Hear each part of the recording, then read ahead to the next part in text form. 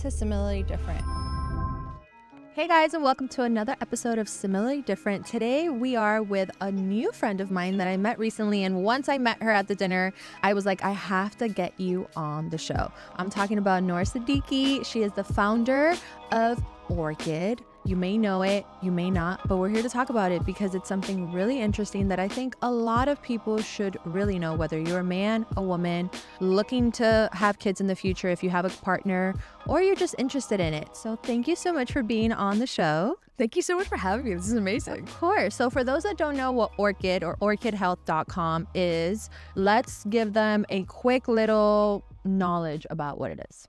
Yeah. So what Orchid is we help people have healthy babies. And the way that we do that is through an embryo report. So when people are going through IVF, they create multiple embryos. And what we do is we help them transfer or make the decision about which embryo to transfer and get pregnant with based on our embryo report. And what's really, really powerful about it is that it gives you 100 times the data compared to previous older genetic testing technology on embryos. And when she told me this, I was so amused and fascinated by the whole idea of it, because I know that when you were doing embryo testing in general, there is a certain percentage to be able to see, but your percentage is so high to be able to know that it's going to create such a knowledge and faster results to people that are looking to, go through the process. Now, I have a lot of questions, which I am sure a lot of people listening or watching may have. But first is, where did this idea even come from, and what made you want to go into this industry? Yeah, that's a really good question. So yeah, growing up, I actually watched my mom lose her vision. So she started by losing her night vision, then she lost her peripheral vision. And basically, as the degeneration progressed, she became fully blind. And the process of her diagnosis actually wasn't quick. It actually took multiple years. She went to a ton of different specialists. And finally, what they ended up finding out was that the condition that she has, it's called retinitis pigmentosa. It's a degenerative retinal disease. It wasn't inherited. It wasn't passed down from my grandparents. It was actually caused by something called a de novo mutation. So it's a spontaneous new mutation that just happened to her, because basically during that process of her, diagnostic journey, we were really worried, was it going to be something that was going to affect, her siblings, my aunts and uncles? Was it going to affect us, her kids? Right. And then once we kind of got to the bottom of it, it was kind of a relief to, hey, we finally have an answer. But what it felt like to me was just profoundly unfair. It's like, hey, this lightning strike totally hijacked her life, ripped away her independence because of literally a random genetic typo, a random letter change in her DNA that fortunately didn't affect her kids and, wasn't something that either of my grandparents carried, right? It's like no family history, no warning, and just bam, this sort of like piece of code running in her DNA totally just reoriented her life in a very negative way. And since you said, for those that maybe, I know for me, like, I'm not super knowledgeable when it comes to the science of this stuff. Yeah. So you said it was a DNA that mutated in her. Yeah. But there's no way for it to randomly throughout time mutate in any of her future kids or anything, or can it happen on its own once you're an adult and growing, or it's a test that would show from the get beforehand? Yeah. So basically, the reason why we started Orchid is because I wanted to be able to scan for all types of genetic diseases in my embryos and to make sure they didn't affect my kids, right? So for something to be genetic, it doesn't necessarily need to be inherited. So what that means is that, sometimes things are passed on from mom and dad, and you do something called, you do genetic testing on both parents, and you can see that, hey, this is going to be passed on to the child. Right. But there's another type of genetic disease that's possible, which is called de novo mutation. So basically, it's not passed on from mom or dad, but it happens spontaneously in the embryo. So Orchid is able to screen for both of those types. It's able to screen for things that were inherited that mom and dad do carry, and it's also able to screen for things that happen spontaneously in the embryo. So basically, for you and I, we have de novo mutations. It's just that they didn't, they fortunately didn't lead to a horrible disease like for my mom. So every time a new human or new embryo is formed, they have these de novo or new mutations. In every generation it happens. It's just that sometimes they lead to horrible diseases and sometimes it's fine. Yeah. So if the human genome was an object, an everyday object, what would Orchid screening be compared to? Yeah, that's a really good question. So, yeah, the way that I like to talk about the human genome and legacy testing is like it's a book, right? So, we have 23 pairs of chromosomes, and chromosomes are like chapters. Mm-hmm. And that's what the old school testing can tell you is does the embryo have the correct or incorrect number of chromosomes, right? And that would be similar to if you hired a proofreader to proofread your book, and the only thing they could tell you is, hey, your book has an extra missing chapter, right? That's not really useful for a proofreader.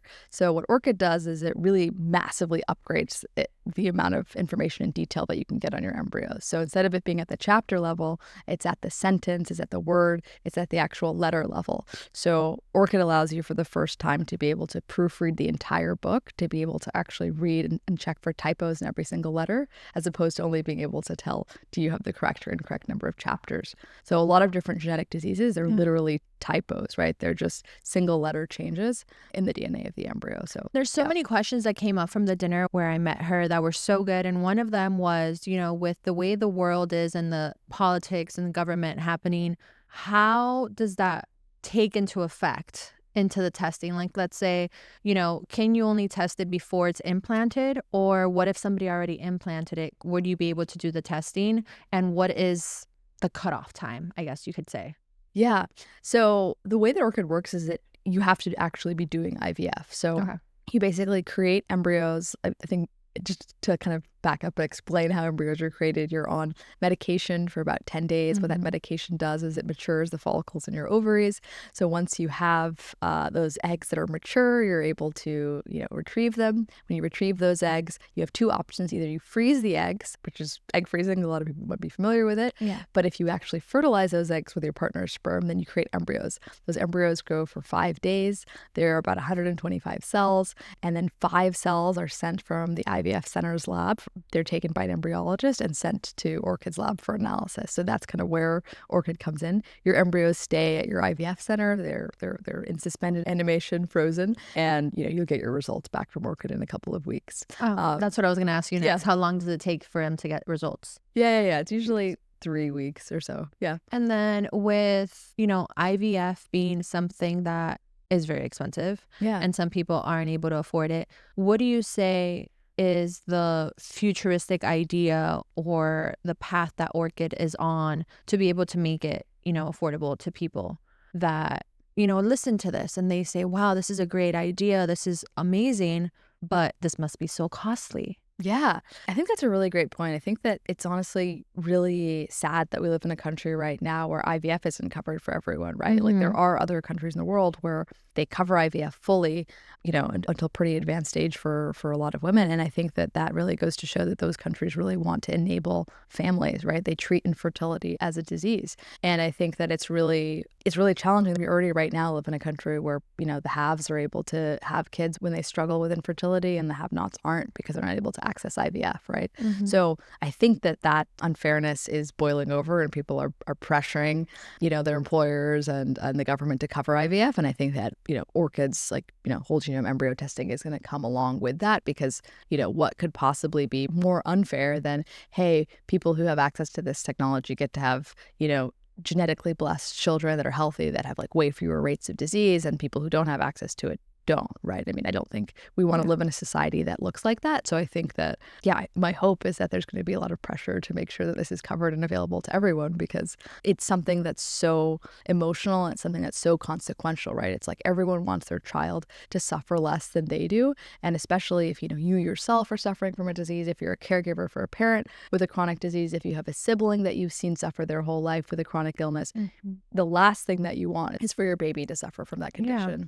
So I asked some questions to different people on social and they had a few questions. Yeah. So the first one is with being spiritual and the fact that, God creates our children. How does that go into play with Orchid and doing this testing? And what's your take on it? Because some people may say you're basically picking your child. Is that going against God's given gift? Oh, wow. I think that birth and embryos are extremely beautiful and miraculous. So kind of put the awe back in people's minds about this.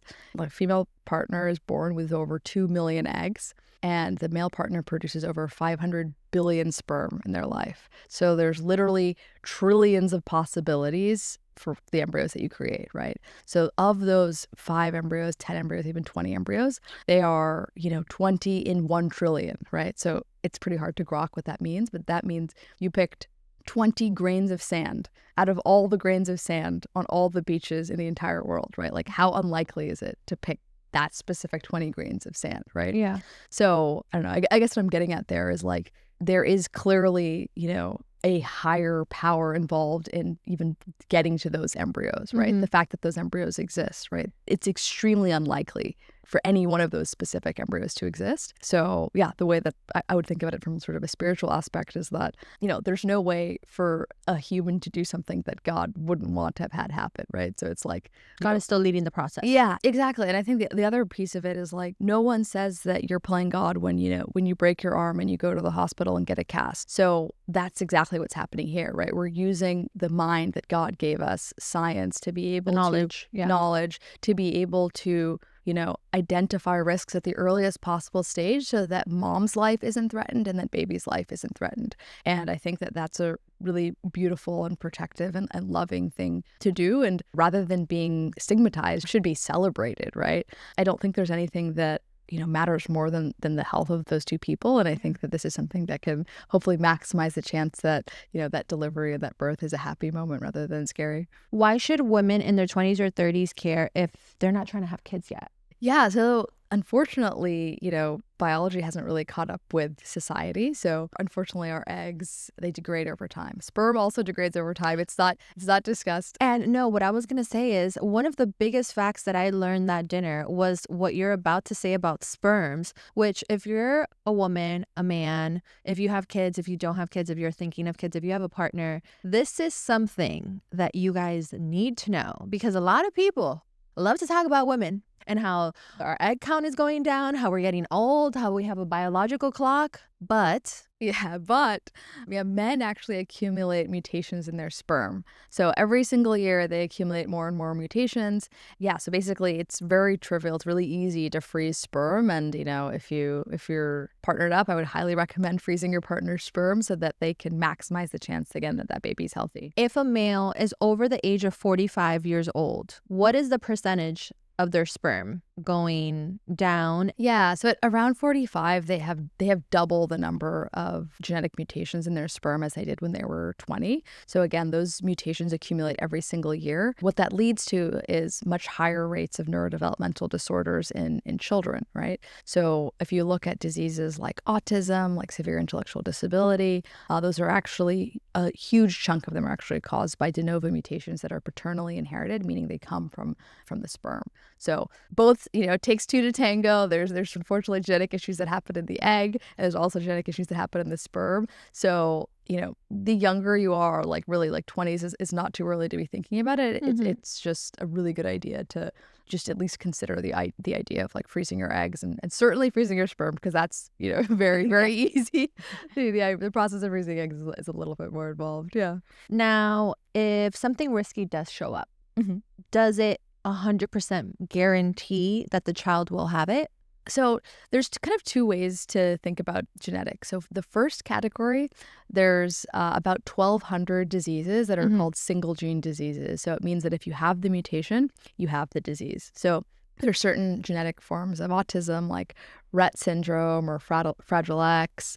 Cystic fibrosis is another example, but this is basically where you have a gene and then that leads to a disease. There's also pediatric cancer that's of this form. An example would be retinoblastoma. It's a type of eye cancer that affects kids.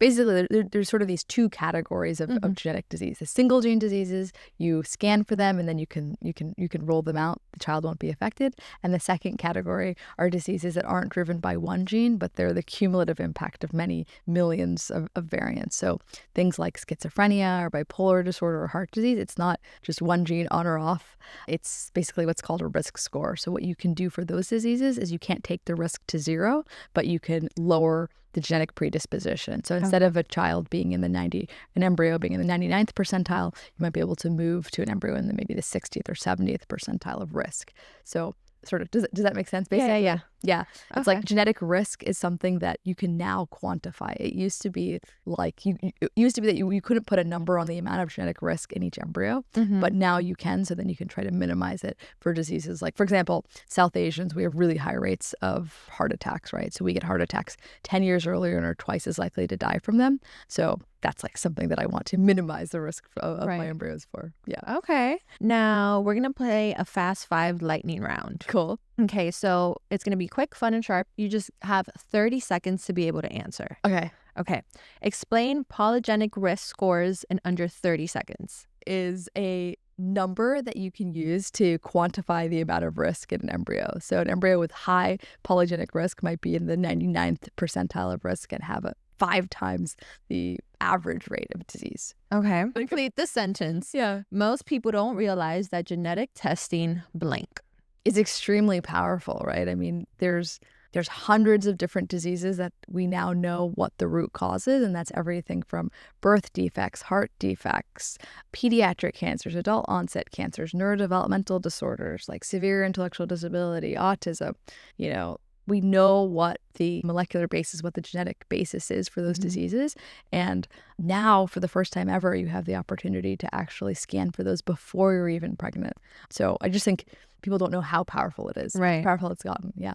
Hardest part of explaining genetic science to future parents. Oh my God, there's so many hard parts. I think the hardest part is probably just trying to get them to understand that there's sort of these two sides to the testing, right? There's the single gene diseases where you can kind of take the risk pretty much totally off the table. And then the second side of it, the polygenic side can be a little bit confusing to understand that, hey, yes, it's genetic, but there's some diseases where it's just one gene that you can scan for and take off the table. And for the polygenic side, you can minimize risk, but you can't take it to zero. I think people really want to be able to say that, hey, there's zero risk, there's like a guarantee, but unfortunately, that's not how genetics work, right? Genetics is just one piece of the puzzle, and you can minimize the genetic risks, but things like what you eat and whether you exercise are still going to obviously have a really big impact on your health. So that's an amazing question, because that's actually my next question. What are 3 lifestyle changes someone could make to lower their chances of these common diseases? Yeah, I think that healthy diet and exercise just can't be understated, right? I mean, people are always looking for, the magic pill that gets you to live past 100. And I think that, we know what they are, right? It's like go to sleep and eat healthy and exercise. Those are the 3 pills that will, help you get as close as possible to 100. It's just that they're really, really hard to do diligently over decades. And even at the dinner, I remember, obviously I'm not gonna say names, but there was females that were talking openly about their journey, and actually a lot more of them than not had frozen their eggs, and I had no idea. And they were saying that one of them, I think, went to 2 or 3 rounds, and the reason why they went to 2 or 3 rounds was because they needed to lower their stress levels. And they realized that lowering their stress levels didn't mean working out more. It meant sleeping more, really like dissecting their life and what was causing them stress and actually making it a priority. One of them said she stopped drinking alcohol for it because she had done the process of it. Extraction. Yeah. She did the extraction and it wasn't successful. So I think stress has like a super profound like physiological impact on people's bodies, right? Like I think we're all kind of like bathing in stress all the time, and it becomes normal, but your body is not meant to be under constant stress, right? Like it used to be that stress was just like a 1 minute thing, like when a tiger is attacking you, and now it's like every single email, every single text is like inducing that type of stress response, and that's not healthy, right? It's like super critical to be able to kind of not have just super high cortisol levels all the time. Yeah, and freaking out your endocrine system in your body. And it's definitely an American thing, because we were even talking about this earlier in the team, how like naturally all the women here work in such a high stress mode. Yes. And even with myself, with the podcast, going into a new season and everything, my biggest thing every time we go into a new season is like, we have to figure out how to work more efficiently, because even if we work well under stress, it does not mean that we should work under stress forever. Because I think a lot of the times people are like, well, if it gets the job done, like, so what? But it's like that becomes a habit, that becomes a way of living. And just because you don't see it on the outside doesn't mean that we're not really being affected on the inside by different things that can down the line, whether it be heart attacks, strokes, other things, breakdowns, having to go, like I know of a woman that works a very high risk job, and she actually had to do IVF to get her daughter. But before she had her daughter through IVF, she went to a center for a month and a half for burning out so bad that she like crashed and burned, and they had to put her into a trauma center. So it's like, and it was stress induced. So it just goes to show, like, at one point it is going to affect you if you don't take care of your stress levels.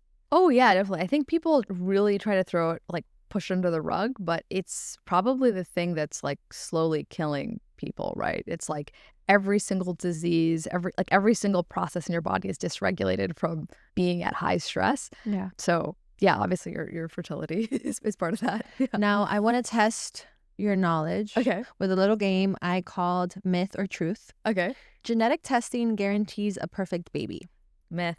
Nothing can guarantee a perfect baby. Only God. Older eggs increase chances of abnormalities. True. Which, if you were listening to this episode, we talked about it. Frozen eggs can be fully genetically screened. False. You need an embryo to do genetic screening.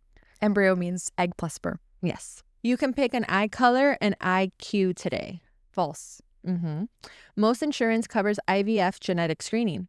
False. Unfortunately, most insurances don't cover IVF at all. Yes. But we're hoping it gets worked on. Yeah. So like when you're having parents come into, your office and talk about wanting to do this, but they're already so worried because maybe this is not their first IVF. Maybe this is their second round. Or maybe they're worried about, will it even work? Or what if we do a screening and they come out with abnormalities, they come out with diseases? How do you prep yourself to be able to have those uncomfortable conversations when they're already worried as it is? Yeah. So just to be like super clear, like the people who are actually having the conversations with our users are board certified genetic counselors. So they're trained in having these conversations and making sure they understand, hey, this is what the testing can tell you, and this is what the limitations are. But I think like overall, like the whole reason why I started the company and the reason why I'm so passionate about this is because I really do want to see that we can maximize the chance that that is a happy moment, right? So unfortunately, there's a ton of, miscarriages that are caused by genetic abnormalities. There's a ton of birth defects that you see on, the first trimester scan that are caused by genetic anomalies. So, what we can say confidently is that we're scanning for the maximum number of genetic conditions, literally with 100 times the data compared to any other testing option on the market. So again, while it is ultimately, up to God whether that baby ends up to being healthy or not, we do kind of take the largest possible hammer to smash out the most possible risk. And I think that it's really critical to give that option, especially to people who are going through IVF, right? Because they've already invested a ton of time, a ton of energy into the process. So, it would just be extra heartbreaking to see that, after all of that, love and effort and devotion that went into trying to have a child, that baby ends up suffering. So yeah, being able to take the maximum amount of risk is something that we get to say confidently. But of course, there's birth defects that are caused by the actual physical delivery process too, that, that aren't genetic, that we can't control. But for the genetic piece, we do try to do the maximum possible. I love that. And I think that like knowing also that they're board certified counselors also helps, that the process is going to be led in a not just informative medical way, but also a touching and emotional way, so that they could feel heard, because it is such a sensitive. It's incredibly sensitive. It's a there's so much that's happening with your hormones, and it's just like the thought of your future that I think that was very good to know. Now, I guess I have a question for the viewers, and it's, if you guys had the chance to be able to know that your embryo was going to have defects, would you want to do it? And would you want to do the testing and the screening? We would love to know. Obviously, you would love to know as well, to see what people are saying. Yeah, clearly, like, every different type of viewer could be age group, ethnicity. So, if you would like to know, I would love to hear you in the comments. And I think the last question that I would have for you is, if you had to make one bold prediction about fertility and where it's going to be in the next 30 years, where do you see it going? Yeah, this might sound wild, but I think that the default way that everyone is going to have babies is through embryo screening and IVF. And the reason why is because, again, if you can take so much risk off of the table for your child, take these hundreds of different genetic diseases, whatever runs in your family, off the table, why would people instead choose to roll the dice and get a potentially catastrophic outcome, right? Yeah. So yeah, I think it sounds wild, but when hospital birth, the idea of giving birth in a hospital was first introduced, it was also met with a ton of skepticism and scrutiny, right? Like people were like, hey, everyone gives birth at home. Why would we give birth in a hospital? But then at the hospital, you had these really valuable interventions, right? When unfortunately there was a hemorrhage or something very serious happening, there was interventions possible that made it so that you have half the amount of infant and maternal mortality. So you're much more likely for mom and baby to come out unscathed. And then people fortunately vote with their feet, right? They go where they see a better outcome, and they see better outcomes in the hospital. So that's why a lot of women are choosing to do that. Again, no shade at people who choose to do home birth. That's totally up to you. If you're low risk, then it's totally fine to do that. But I guess what I think is really amazing is just kind of adding to that menu of choice, adding to that freedom so that people can be most comfortable, right? It's great that we have both options, giving birth at home and giving birth in the hospital. I guess I have a random question that just popped up in my head, which is, have you ever had a patient, or that you know of, had a situation where a defect did come out in the screening and they continued with it and they said, we'll deal with it? Or is it more of a 100% chance they choose not to? Oh, no, I think that it's very personal. People choose embryos that have specific genetic anomalies all the time. It's really just up to the family and their doctor what they choose to do. I think the difference is really just, do you want that outcome to happen randomly without you knowing, basically being able to make the decision, basically getting surprised by it? Or do you want to go into the process knowing? Because if you go into the process knowing, then you can assemble a medical team ahead of time, right? Then you can do the earliest possible interventions that can have a massive impact potentially on the trajectory of that child's life. So yeah, it's really totally up to the parents and the doctors what it is that they do with that information. We just kind of we just provide services. Yeah. Services and the knowledge and the know. Yeah. To be able to make that decision. Yeah. Well, I love that. Thank you so much for taking time out of your day to talk to us.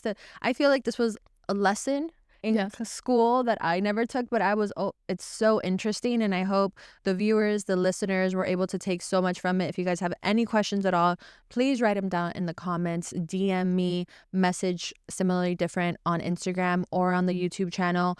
And I cannot wait to see where this is going. I personally think it's fascinating. I think, like you said, it's better to know and then move wisely with your own personal decision from that than not know. Yeah. And with me, I don't have kids, but there's a lot of things in my family lineage. So to even have the understanding, from diabetes to heart attacks to different types of cancers, is just, knowledge is power. Yeah. At the end of the day. And I think that it's still very much the chosen one for the testing was chosen by God, in my opinion. So thank you so much for taking time. I appreciate you so much. And until next time, if there's anything else that you have to say before we go. Yeah, no, just thank you so much. I think this is like a really amazing forum. I think that these are like really big ideas, and it's so amazing to get to chat with you about them. Yes.